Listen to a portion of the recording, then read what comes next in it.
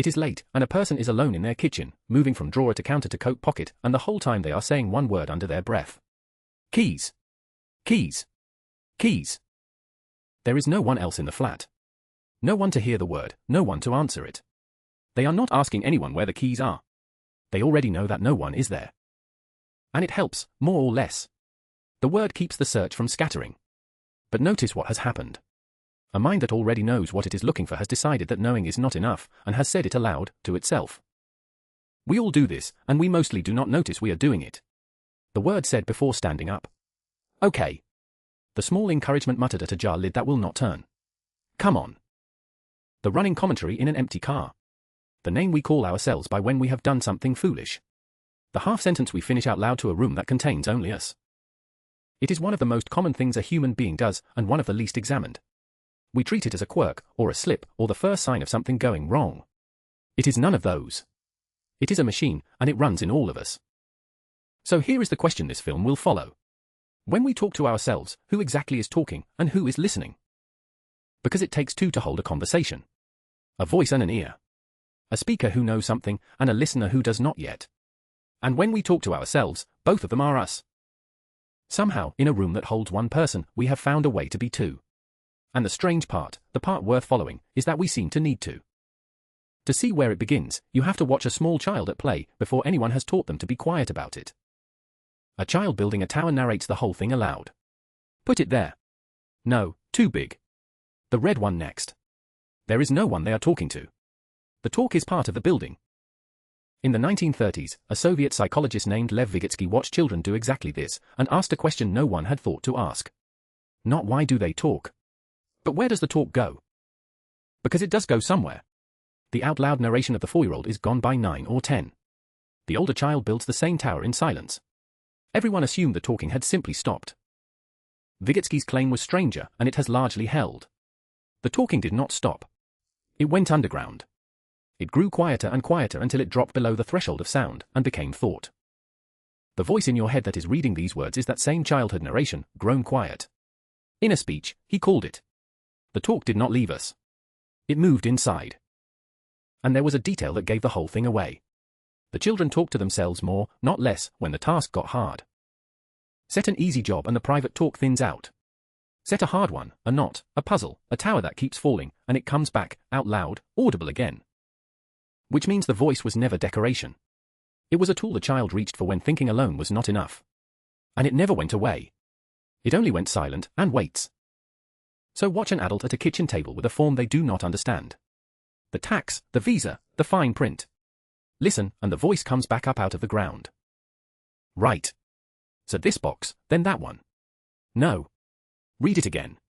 The 4-year-old and the tower are still here, still building, still saying it aloud whenever the building gets hard. There is a second thing the voice does, and it is even simpler. It holds. Say a thing out loud and, for a moment, you cannot lose it.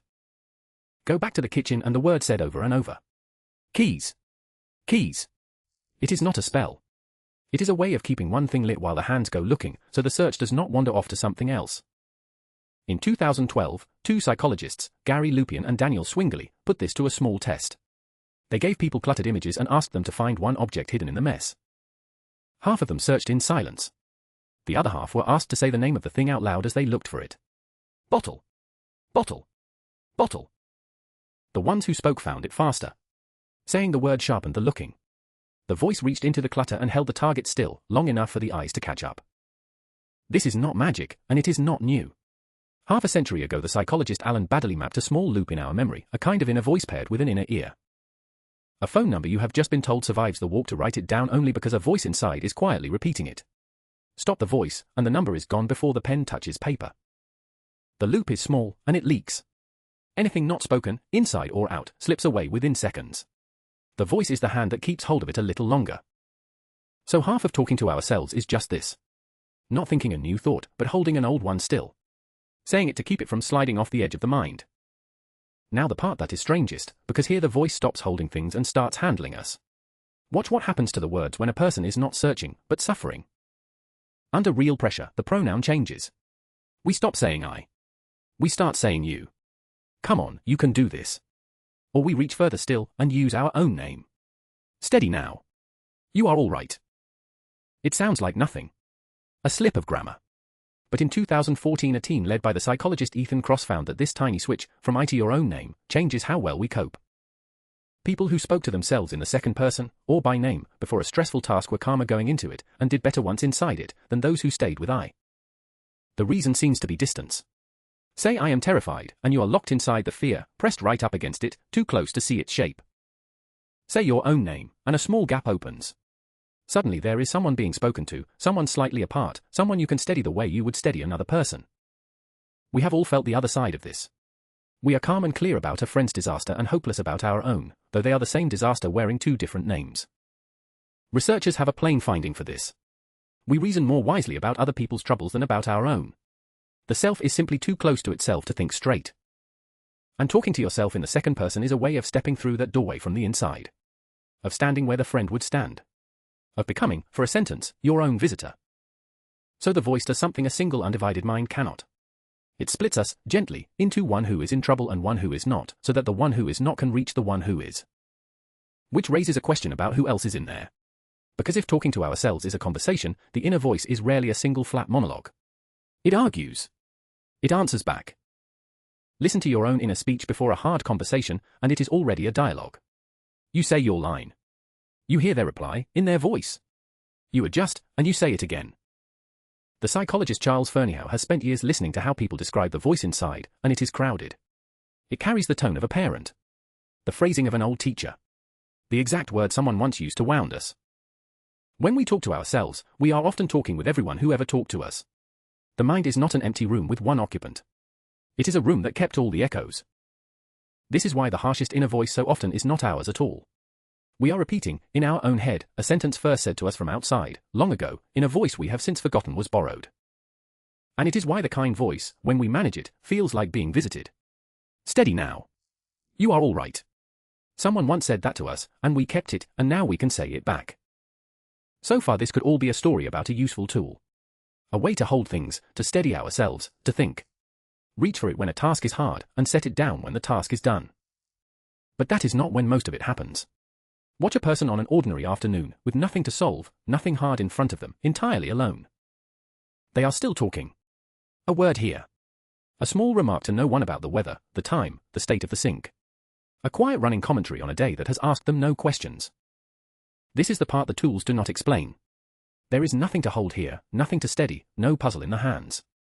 And still the voice keeps up its low murmur, all day, under everything. Which suggests the voice is not only a tool we pick up.